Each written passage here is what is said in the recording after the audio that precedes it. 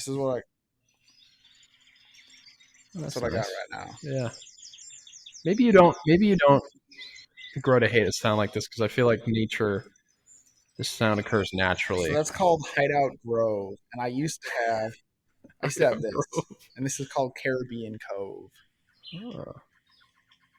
Can I hear Nuclear Meltdown now? Yeah. Welcome everybody to Dark Rhino Security Confidential Happy Hour. I'm Chris Kazel. We've got Rory Michael here. Just a little fun episode this week. Not much happening in news. We'll touch on it a little bit, but mostly just Rory and I doing what we do whenever we sit down next to each other. So here we go. Get ready. Okta had a pretty big breach like 6 months ago. Do you remember that one? This was the one somebody in the Okta support desk, their account got hacked and they had access to client Oktas. Yeah, I remember that. That was February. That's kind of Yeah, we talked about that already. that's old news, but that was like social engineering got them in. For this one, I think it only affected 4 or 5 clients. Yeah, but somebody, I don't know if they got a list of names or what it is. I'll have to find the article because a client actually showed it to me and he was like, "What protections do we have in place?" But it was the same kind of thing. People who were super administrators in their direct Okta, so like Okta had no. It wasn't a breach like an exploit or a vulnerability in their product. It was like same thing. Somebody got phished. They're social engineered into going in as a super admin and unblocking or creating an account for people or whatever it was. So it's the same kind of thing where it wasn't actually like a vulnerability in the code. It was just all of the human element. And I was like, there's not really anything you can do about that. Yeah, that's just poor, I don't know, poor maintenance. Maybe. Yeah, because they all have MFA. Poor user maintenance. Yeah, they all have MFA. You can like train your company about what is it like social engineering and phishing and stuff, but at the end of the day, if they go in and they keep clicking like approve on the MFA prompt and like typing in the code and somebody's talking them through it, there's nothing you can do. Yeah. If they're supposed to have access. So they were asking me what they can do, and I said, there's not really that much you can do. You just have to educate them. Yeah. And other things like force your admins to sign in from the VPN or the corporate network or something, but still, like, if they want to get in, they can. You can't really stop them. It's just kind of sad. It's true. Yeah. It is true. But at least it wasn't like a vulnerability with Okta. Yeah. It's always no good when it's like a technical problem, you know. It's almost it's pleasing to hear when it's a social engineering thing because then at least you know, okay, well the technology works, right? But it's just an ignorant user. Yeah, there's not much you can do about that. I wonder if they keep their job after that kind of thing.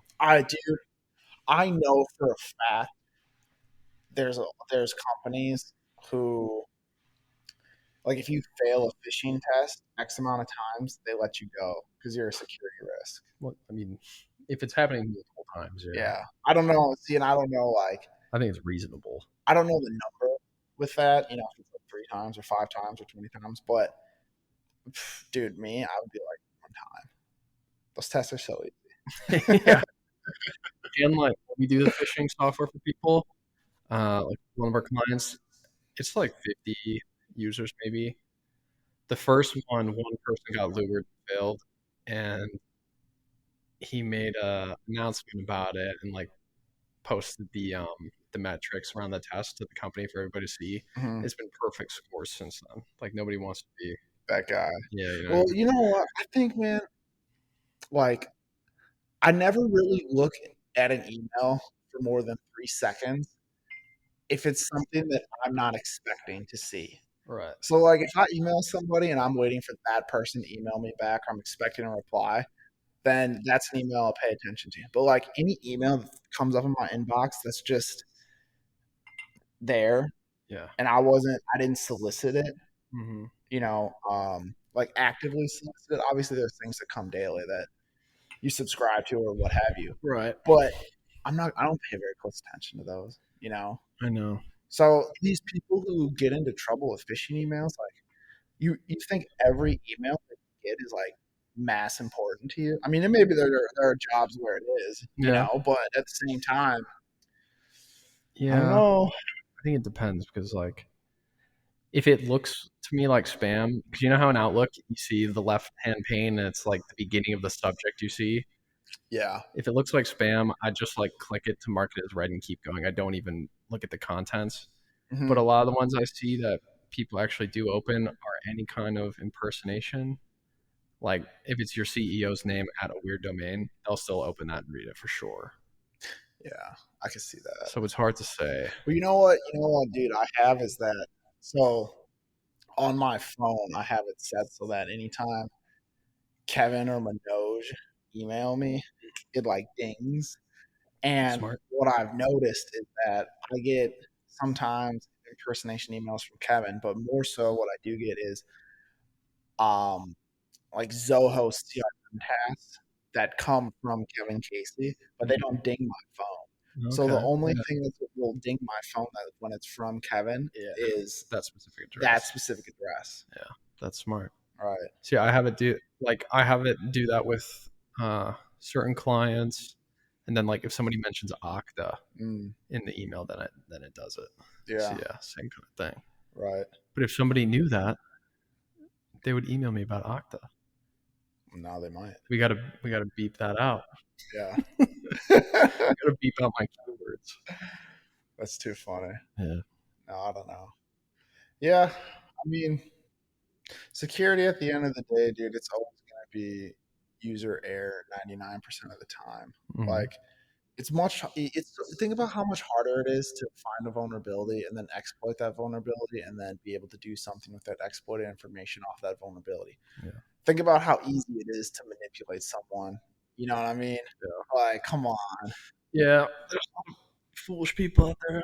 Like I was telling you about that breach with that hospital system back in Wisconsin. I promise you, dude, it was 100%, you know, User error. user error slash, um, Just some kind of general carelessness. yeah, but like, yeah, social engineering. That's what I'm looking for. Yeah. I promise you, it wasn't like their email scanning went down for like 24 hours or something like that. You know what Hmm. I mean? The hospitals are usually pretty tight with that kind of stuff. Yeah. But I have seen a lot of like accepted risk kind of stuff, like a really old application or like an old database or something that's still used to this day that's been there for 20 years that's not updated or anything, Hmm. and they can't update it. They just like write off the risk. Like we know that Yeah. this system is unpatched and there's nothing we can do about it, and that kind of stuff is like that's that's when social engineering like is Get the to. relevant. You can just exploit that stuff, Yeah. It's and we true. do see it all the time. I'm gonna finish the art bag while we're here. Yeah. Unless you want some more. No, you got it, brother. Can I have a cube? Yeah. You want the glass? No, just a cube. Sharing is caring at Dark Rhino Security. Mm-hmm. Yeah. For those of you who don't know, which is probably all of you who are watching this, um, we have amassed an exquisite collection of bourbon, whiskey, scotch, There's some rum in there. there's some rum in there, and Mhm. some brandy as well. But Yeah. it's like six shelves plus the top, and the cabinet's probably like this wide, Yeah. It's pretty cool actually. this deep, maybe. So it's a good collection. What's Hennessy considered again? Cognac. Cognac. There's some cognac in there too. Yeah, there is. Yeah. Yeah. Something for everybody except vodka. There's no vodka in there. And you know what? You remember I was talking about that vodka I got, that Jewel of Russia? I still haven't tried it yet. Well, You if know, it's bad, you can put it in. you know what, dude? I was almost gonna bring it in because Vince loves vodka, Mm-hmm. but I was like, man, I don't want to take it out of my freezer now and transport it here. True. Like Might get weird. I want it. It's in the freezer. It's staying in the freezer. Yeah, so you can really put it on display too. No, you can't now. That's the thing. But I do like that. My whiskey cabinet at home it's almost full. Yeah. and I don't have much space, but it's Lucky. Mine's empty. No more for net. yeah. I was thinking about this thing because Counter Strike 2 is coming out. Mhm. And have you ever played Counter Strike? No. No. It's like it's a kind of old, it's not an old game, but like CS:GO is the one that's out right now. Was that Counter Strike Go? Yeah, Global Offensive, Counter Strike Global Offensive. Okay. It was like the last iteration. The new one just came out. Um, but I was reading, and there's all this like controversy because when you buy a game on Steam, for Steam, Yeah. yeah, when you buy a game on Steam, it's not like the old days where you go to Target or whatever and buy a PlayStation game and you have the disc. Mhm. You're essentially leasing it from Steam. Really? Yeah, so you don't actually own a physical copy of it. That could be troublesome. It is weird, right? Because Is that apply to all the digital copies? Like if you go in the PlayStation Store, you buy a mm, game, you own that copy, right, or whatever. I don't know. I like the if you buy the downloadable content on like the PlayStation Network or the Xbox, I don't even know what it's called anymore. The Xbox, Xbox Store, maybe. I don't. yeah, I so don't. Microsoft Store, Yeah, whatever, I think that's what it is. Microsoft Store. whatever it is. I don't think you. I think it's the same kind of thing. I'm guessing, Yeah. but with Steam, it's like in the agreement now that you don't like your right to play is revoked on a whim, essentially. Well, it's probably. I mean, I'm sure. I'm sure, bro. They find out you're some. I'll just say controversial figure. Either way. You can be denied from playing Counter Oh yeah. Strike. I'll take your Counter Strike. Probably.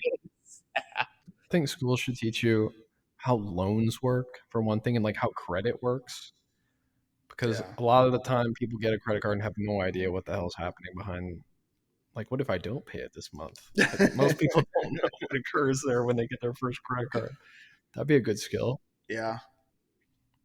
Could have saved me the trouble way back when. I think that's everyone, man.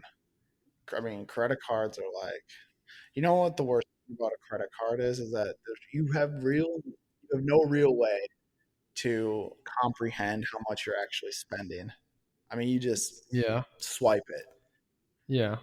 versus like, dude, you want to see how much money you actually spend, walk around with cash, man. Hmm. Like when I go on vacation, I try to take cash with me instead. And then the last place we went, I took $400. It was like a weekend thing.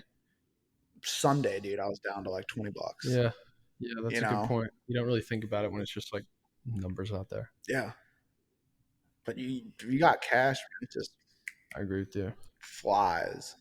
This is what I was thinking about with the Steam thing because, like, speaking of credit, you don't actually own these games that you buy, right? Hmm. Everybody buys on credit. Most adults are in debt. Yeah. Most people rent. Like, there's fewer people of our generation who own homes and whatnot. Most people don't have assets, or they're like renting or leasing a car.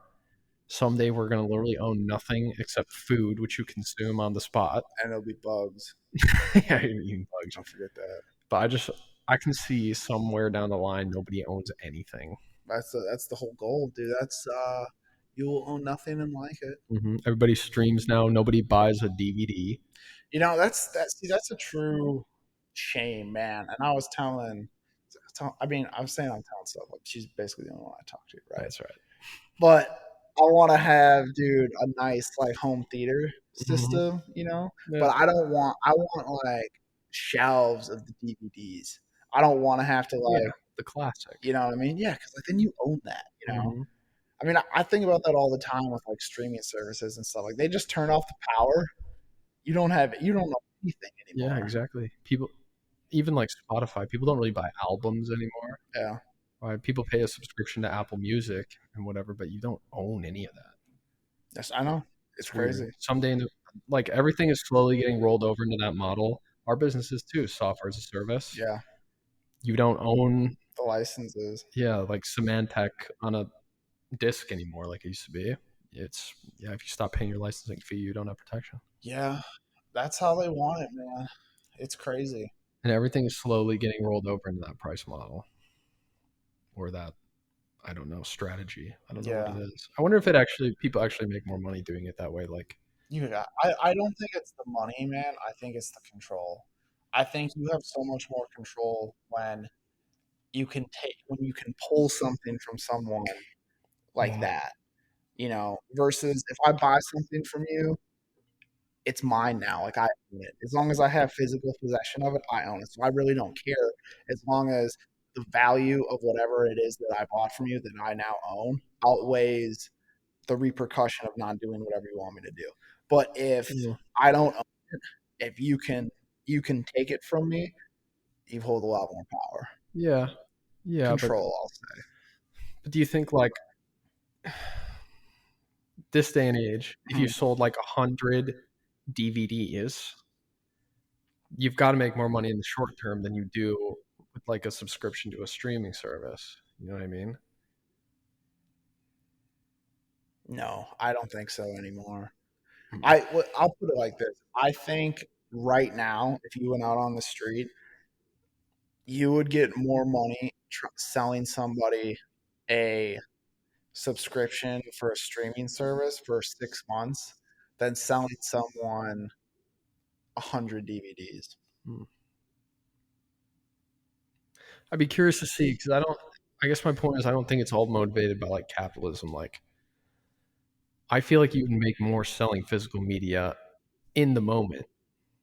I guess a 6 month commitment might pay off in the long run. But generally, when you sell like a bunch of DVDs, people use that to go and make their next movie or something immediately. You know what I Yeah, mean? Maybe it's more stable to operate on so I the. think I think retro speaking, yes, but I think present day and age, no. It's probably more stable. You can kind of plan out better how much you'll make month to month rather than being, I guess, a slave to how much your last movie made or something or I last just think right release. now the perceived value is around streaming and it's around Mm. that instant ability, right? The So convenience. yeah, the convenience, right? And I think there's nothing that jeopardizes the status quo. And while that maintains, people aren't going to buy DVDs. Like people don't care because it's like I don't need that. The internet works just fine. Yeah. I can log in. You know, Yeah. this is something too that I was talking about today is With who? you know who. um I don't know what to say differently there, but so all the writers and actors are on strike, right? I know new stuff is being produced. Well, some selective stuff is, I guess, but majority of it is not. Dude, there's so much movies, media, shows on all the streaming platforms. It doesn't even matter. It doesn't matter. I was like, I Yeah. could I could probably watch something nonstop for years and I still wouldn't have watched a quarter of what's even on just one streaming application. Yeah. Now you have two, three, four. I Yeah. mean, you got content for days. I mean, there's a lot of garbage, but yeah. Oh, there's a lot of garbage with anything, but Do you have Disney Plus? yeah, Do you watch Endor, the Star Wars one? I don't like Star Wars. This one I actually liked. I'm not a See, Star I Wars never, lover. I never got into Star Wars, so I don't feel if I started anything related to that I would get it. Not even the original three films I would from. watch them. Oh, dude, they're classics. I just, The new ones aren't good, but the original three were classics. I didn't like the new ones. Maybe, who am I to say if they're good or bad? I don't know. I just can't. I'm not a big like sci-fi guy. Yeah, but I do like Predator though. I like that. pretty different from to Predator. Yeah. Yeah, those are cool. Do you like? You want to see an Alien? Mm-mm. Oh, I gotta watch Alien. Like a newer one or like the classic The AVP? first one, Yeah, I've seen that one. Alien, with the Ridley Scott film. Yeah, yeah, Okay, and then the second one where they're shooting them on the. Okay, yeah. My dad used to watch those, so I watched them when I yeah, was a those are good. kid. But like my favorite. You know what to me is the standard of a movie, bro? James Bond movies. Yeah, do Like love James Bond. I remember being a little kid and watching GoldenEye. Mm-hmm. And dude, that to me, like that was like a mind opening You experience. like Pierce Brosnan, James Bond? I do like him, but I like Craig more. I like Daniel Craig. Yeah, I think he has way more class. I'll say yeah, a little bit. a Yeah, little bit. I don't know. He's the perfect one, in my opinion. yeah. Those Pierce Brosnan ones were action packed though. They're action packed, and those to me with him are like they set the stage for that early 2000s action movie. Like Yeah, everything Vin Diesel ever did was yeah. because of what Pierce Brosnan did, That's a good and point. Triple X would not exist that's what I'm without. saying. All those movies, bro. Yeah, Triple X, Fast and Furious, that's a good like point. all those 90-minute action packed movies, they would not have happened if Pierce Brosnan didn't do what he did in Yeah. GoldenEye, all the ones he made. Tomorrow Never Tomorrow Never Dies. Dies. He made like four of them, I think. Um, yeah. Die Another Day. Yeah, There's there's got to be more. I think there's four of them, but his double O movies were the most like they set the standard for what an action movie was supposed to be. Yeah, And then after everything that came after that was like, okay, this is where we're at now. Like the explosions, car chases, yeah. gunfights. Even nowadays, the Daniel Craig ones feel maybe a little more realistic. Oh I think yeah, that a lot of movies follow those. but I think that's just because of action and stunt and CGI got so much better. Yeah. His. I mean, But Pierce Brosnan was like jumping from helicopter to helicopter and like doing crazy shit like that. yeah, I feel like Daniel Craig's a little more mellow. yeah. His were definitely more realistic, and I think his were way more like there was a much. They relied more on the story to draw you in versus Pierce Brosnan's. They were straight just action movies. Yeah. You know what I mean? Like you just went from scene to scene to scene of straight up action. But Daniel Craig's was like, there's an allure, there's a story here. Yeah. We're working towards something bigger. Anna De Armas is here. Yeah, They sucker you in. yeah, right. Yeah, totally. And could you imagine not owning a DVD of Goldeneye? I want to own every 007 DVD Oh, that'd be cool.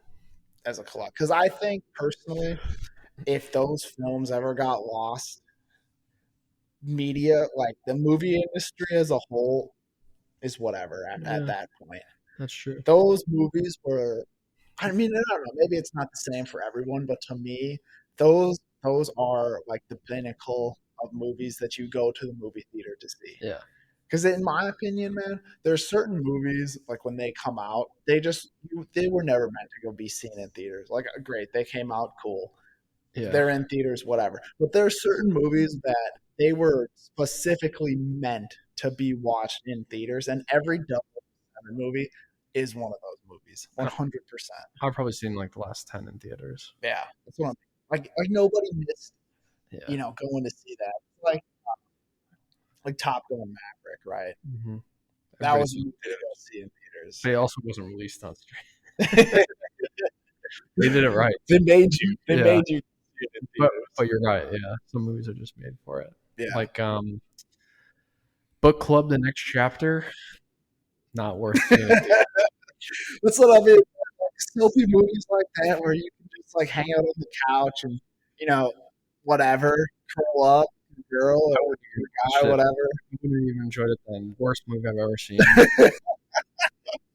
Saw it for Mother's Day. Was not my decision. Terrible. I think I remember you telling me. No plot. They just went to Italy. That was the whole movie. I don't know. Nobody watches TV like that anymore, though. It's all like, I don't know. That's what's weird about watching stuff on Disney Plus, Netflix. It all gets like, released at once too, which is kind of weird. Yeah. I was actually talking to Self about this. Oh, were you changing things up? Huh? Yeah, right. What's crazy to me is how. So we watched Sons of Anarchy, Mm-hmm. and we watched the whole show maybe in a month, maybe 6 weeks. And dude, I remember people were like nuts about that show when it came out. But I was thinking when this came out, I mean, they only released one season a year, 10 episodes a year. So when that 10-week period was up, I mean, dude, you had 42 weeks to go until you were Hmm. able to like Yeah. fill the hole with what's happening with Jax and the Anarchy crew, Yeah, yeah. right? I see So what I you mean. mean, people you like would just clamor. It's like Sopranos, dude. Yeah. Like I guess like people lost their minds when the Sopranos ended, how it Hmm. ended, but that's because they sunk. How long is Sopranos? I think it's 6 seasons, 7 seasons. I don't know. I haven't watched it all the way through. So ideally, you sunk 7 years of your life into that. Yeah. Think about that. The last show I watched on television weekly was Game of Thrones, Yeah. and I didn't even watch the last couple seasons because I wasn't that into it. But it's the same kind of thing. Like during the off time, the anticipation is just builds. That's why it's so cool. That's what I mean. And like I think, that's an allure that is completely gone. That's history now because if there's a show that comes out now and they're on streaming service, obviously, I'm not gonna watch it, you know, like week to week to week to week. I'll just wait till the whole thing comes out and Yeah. then I'll just binge watch it. Hmm. And you just don't get that anymore. Like you're never going to be able to create that suspense and that like anticipation for a series ever again because people are going to be like, well, I'll just wait till it comes out. I can watch the whole thing. Yeah. You know what I mean? Also, they don't do a great job of being like May 1st, new season of Sons of Anarchy. It kind of appears one day, Yeah. whereas on like network TV, for 3 months there would be like clips from the upcoming season playing. Yeah. They don't do a good job saying what stuff's coming out or anything. No, I do agree with that. They got to find a better way to advertise upcoming stuff, but Yeah, I like don't I know. just randomly check and see what's new. I have no idea what to expect. Well, I never watched TV shows like series prior to streaming services. All right. Yeah. I never like got into anything Hmm. except for Family Guy. I watched Family Guy because that was hilarious. Yeah, it was on every night. Yeah, what are you gonna do? Not watch it? Yeah, I watched I watched The Office and I watched Game of Thrones. Yeah. See, I watched The Office on Netflix when it first was on there streaming, and I Yeah, watched the whole thing in I don't know I remember a watching couple that months. weekly, but that was like a cultural phenomenon. Everybody watched it. See, that was before my time. I think I was in sixth grade when The Office was like hot, Mm. just coming off the press, right? Yeah, And I never watched it, but now even like watching it and thinking back to where I was in that time, everything would have gone yeah, right over my wouldn't have head. cared. I wouldn't Yeah, have thought it was that. yeah. I would have been like, "This show's stupid." I think I was at that time. I was eighth grade or freshman year in high school. But I just remember it being really popular at school. Like everybody would watch it and then talk about it the next day. So you wouldn't be included. You had to watch it too. Yeah. See, dude, that's lost now with streaming services. Like, Yeah. you know, They all watch Euphoria and talk about that. They still do it. what's Euphoria? That's just like a Zoomer show. Oh, is it? Kind of, yeah. Oh, never seen I did watch that one. it. Yeah. Ginny in Georgia. You ever seen that one? No. That was sold maybe watch Oh It's like no. for current high schoolers, I guess. Yeah. See, no. Well, that's okay. Not worth it. That one's not worth it. No, man. I don't know. I can't say I've watched anything really recently that I would recommend. Um, I don't know. It's all mediocre at best. You know, Tom Brady directed 80 for Brady. Doesn't surprise me. He's making movies now. He's got to do something. Why? He's probably rich as heck. Oh, he definitely is. He's got that deal with Fox. I'm pretty sure. He's probably loaded. He doesn't have to keep doing stuff. You know, Sean Connery, once he hit the top, he walked away. He stopped making movies. He's got to do it. Hasn't done anything since. You know what I was going to say though is what I really actually do enjoy is like sometimes I stumble across these free movies on YouTube Uh, that are more documentary esque. Give us an example. Okay, I watched last week. No, it was like 2 weeks ago. It was like an hour and 6 minutes long, but it was this documentary on traditional Irish pubs in Ireland, Oh, and they interviewed, they talked with like 7 or 8 different bar owners.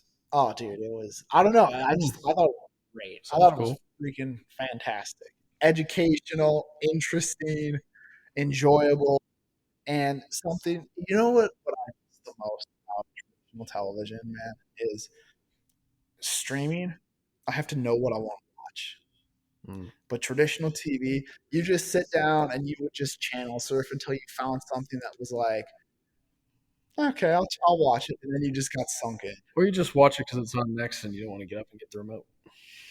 You know what I mean? It picks for you. There you go. There you I'm go. with you. You scroll forever now. Scroll forever. Scroll till you die, Yep. or your soul leaves, whichever happens first. Hopefully, soul doesn't leave. Speaking of scrolling forever, this podcast can't go on forever. So You're right. That's the end. thanks Goodbye. for the time, everybody.